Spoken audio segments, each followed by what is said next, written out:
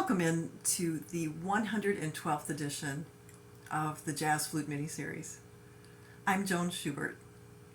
Today we'll continue on with our current piece, Moonglow, and also start playing our review piece, Footprints. Here's an A for tuning.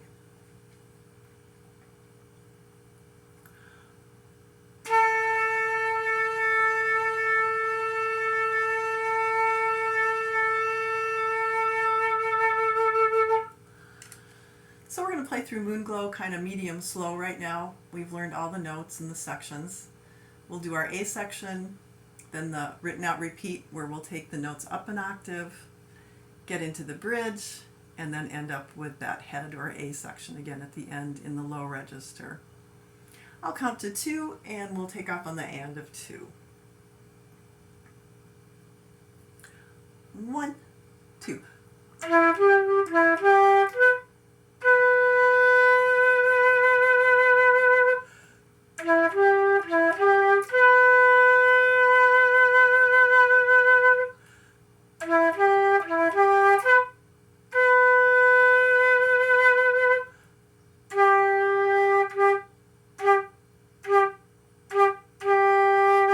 Up an octave. 1, 2.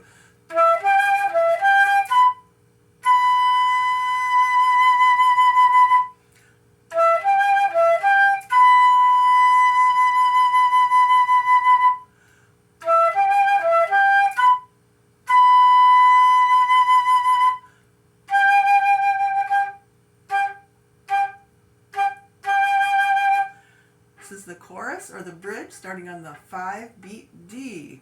Ready? Go.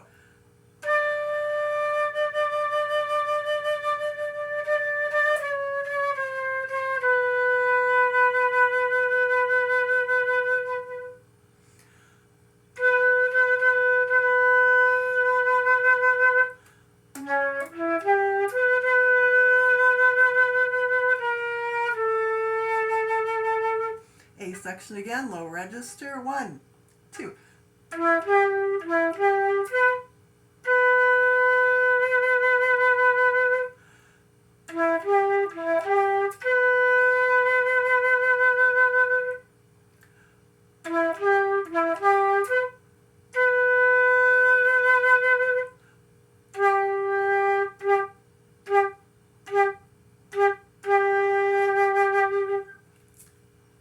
I wanted to remind you that there's a backing track listed on my second playlist.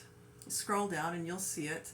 And then also right next to that is also a backing track, also a version of Billie Holiday singing Moonglow. The backing track has a 4-bar intro to it. So you'll want to wait for four bars, 16 beats, and then you'll take off on the and of 2. We're going to actually sing through the words today on Moonglow. For anybody that wants to learn how to do that, it's a pretty simple song. I'll try to sing kind of loudly so you'll get the words if you don't have it written on your music already. But a lot of us flutists do believe that our version of voice and singing comes through our flute, so that it behooves us whenever we can to sing through something, and then we can emote a little bit better when we're playing our instruments. So I'm going to start on the and of 2, and the first few words are, "It must have been Moonglow." And I'll just sing through, and you can have it on this video and hopefully sing through at home too. 1, 2. It must have been Moonglow, way up in the blue.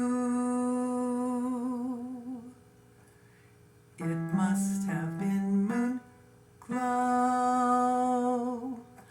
that led me straight to you.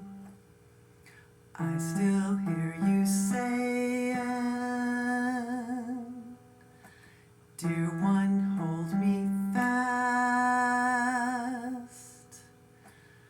And I start in praying, "Oh Lord, please let this last." We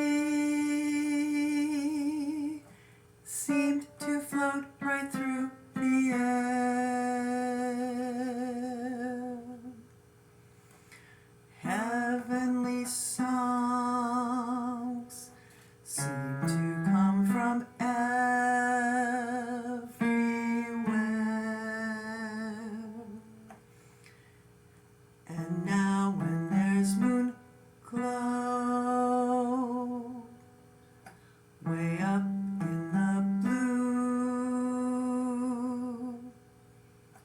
I always remember that moon glow gave me you. So have a lot of fun with that. For those of you that are ready to start putting a few embellishments in, I was just going to suggest some octaves today, and those take place on a G, and it's usually, it is right at the end of the A section, this part.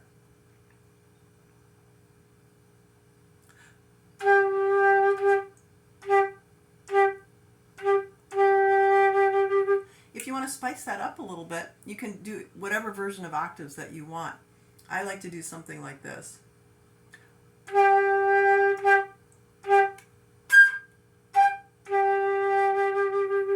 So I went to the high G again, medium G, and then back to the low. And you can do it however you'd like to. But I'm just going to suggest that for the end of every A section, and there are 3 of them in there, so you can fool around with that a little bit. On to our review piece, which is Footprints by Wayne Shorter. We're going to play through with my metronome today, and I would hope you would use yours. I've got mine set to 114, 114. I did start teaching this in episode 55, if you'd like to go back. And then we went all the way through the notes and all the way through the embellishments for Footprints, so you can just keep watching from 55 up to get some ideas if you'd like. But today I've got my Jamey Abersold book here, and I'm going to use that to play through with you today. So here's 114, and Jamie's got it listed as 6/4. So there are 6 beats in a measure. So here's your quarter note beat. 1, 2, 3, 4, 5, 6. Okay, we're just going to play through for those that are able. I did teach this in the higher octave, and I'm going to play it in the higher octave today. I'll count off for us. 1, 2, 3, 4, 5, 6.